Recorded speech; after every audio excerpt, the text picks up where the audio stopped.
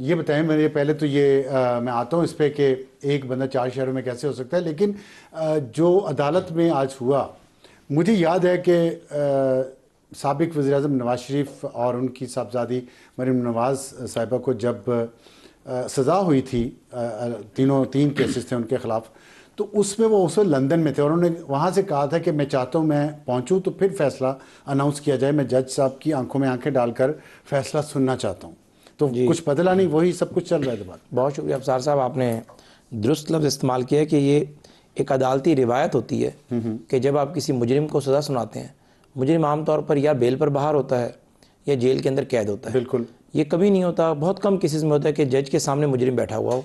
Otherwise होता यह है कि आपका वकील कोर्ट रूम में मौजूद होता है और वो फैसला सुनता है।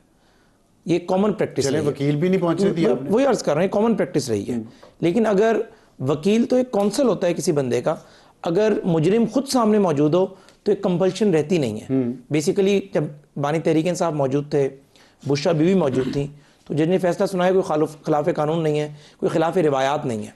अगर कैदी मौजूद है कोर्ट रूम के अंदर और या मुजरिम मौजूद है, वो ऑलरेडी ज़हर है वहाँ पर तोशा खाना का ट्रायल चलता रहा उसी कोर्ट के अंदर, और ये कहने लगे कि जी इतनी हसल बसल में सुनाया, 14 महीने ये केस चला है, और इन्होंने कहा कि जी इन फैक्ट्स को निगेट किया।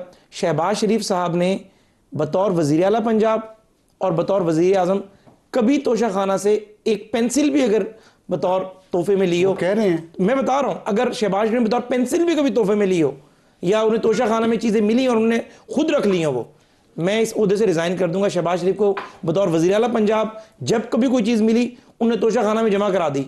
बतौर वज़ीर आज़म PDM के 16 महीने और अब के 2 साल तकरीबन जो भी चीज़ मिली उन्हें जमा कराई।